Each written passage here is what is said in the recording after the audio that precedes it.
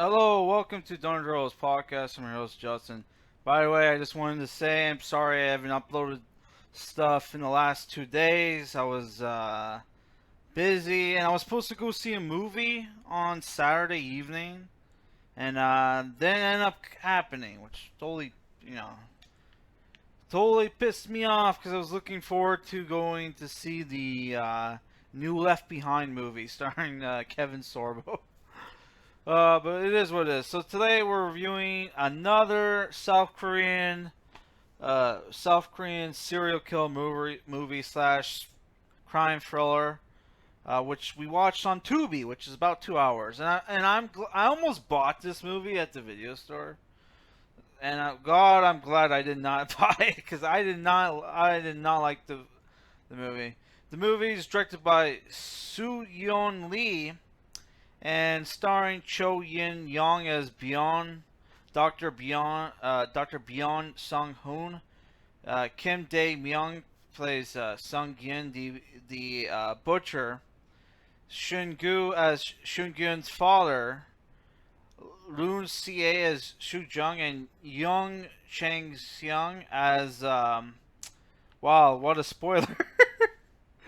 Oh my! Well, that actor plays two characters in the movie, so they put the yeah. What a spoiler! So yeah, the movie,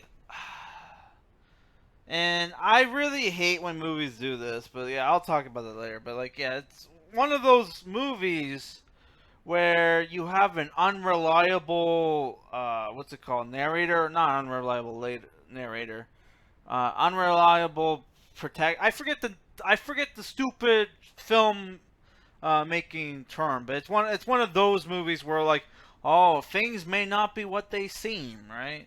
So I hate when fucking movies do that.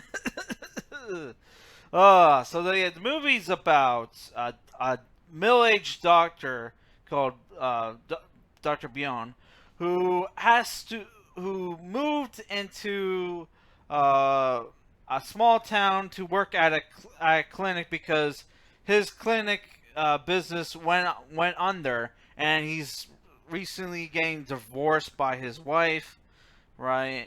Um, his wife, and he has to work at a clinic, at a small town, which has a which for 15 years has been having like a serial killer problem, right? And our doctor only vices is playing golf, which he can no longer afford to play, and reading mystery novels, right? So yeah, he has to live alone in a small apartment above a butcher shop, right?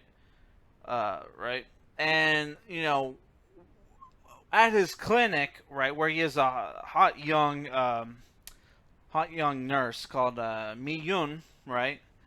Um, he performs colonoscopies a lot, which is very gross, right? And a lot of times when the the patients are under colonoscopies, they have to be they're given like a painkiller slash drug that makes people like mother while they're asleep and say like say really weird stuff, right? That's usually truthful, right? So one day after performing a colonoscopy on the his landlord's elderly father, the man confesses to basically talks about cutting up bodies, human bodies, right? Right, and for like first 40 or so minutes, the the movie is about our character like freaking out that his landlord's father is a serial killer, right? And one time when he was drunk, getting to know the son-in-law, who the son not son-in-law the son, he accidentally steals a head covered in a black bag while drunk, and leaves it in his fridge, right? And throughout the beginning of the movie, he's being like shadowed by this mysterious old man who reveals himself to be a retired detective that's been looking into the Butcher family for a while now, right? Yeah. So the movie, and there's also a subplot where like the drugs go missing at the clinic, and it that his hot young nurse has been getting really expensive designer bags, which is like, I don't know, like, why not just buy the knockoffs? Because the knockoffs are literally the knockoffs are made by the same in the same factories as the designer bags. The only difference is they don't put the label right on the on the bag. So it's like you would think them being from Korea where the shit gets like made, they would know that. Whatever, right? Yeah. So the movie at the first half of the movie, and it's very hard. Like I think Kevin Street even mentioned, like it's very hard to review these plot-driven movies, right? Without spoiling shit, which I'm gonna have. I have no choice but to have mild spoilers, right? Because it's like it's very hard. That's why most of the time I review genre films, right? Because it's like because there's other shit to talk about other than the story, right? With these kind of movies, it's all about the story. So like the like the middle of the movie gets a little more interesting when his his ex-wife goes missing, and uh, the police start to suspect him, right? And then there's a thing where like his son wants to run away from his grandma's house to go live with him, right? So there's thing, the son gets in danger, right? Right. And like the movie does start to pick up then. Like the first half of the movie was kind of boring, though I kind of liked the first half, I think, better than the third act of the movie, where the movie straight up turns into a fucking Hitchcock film. Right? It even had like there's like a chase scene, and it has like the Hitchcockian style music, right, while the characters are running off, right? And it's fucking straight up the end of the movie. Um, Near the end of the movie, it turns into like, oh my god, it turns into like other fucking movies that you've probably seen before, which would be spoiling if I would be a spoiler if I mention those movies. But the movie does do a double twist, right? Which which not enough people talk about. How people make fun of Shyamalan, M Night Shyamalan, for his twist, but he a lot of the times he does like a double twist, where the double twist here, I'm not gonna spoil, but it was like, maybe yeah, I'm not gonna spoil it, but yeah, maybe the main character wasn't so crazy after all. Which he gets accused of being crazy, right? Yeah, the end of the movie straight up turns into like a Hitchcockian movie with a little bit of what's that fucking Leonardo DiCaprio movie, Shutter Island.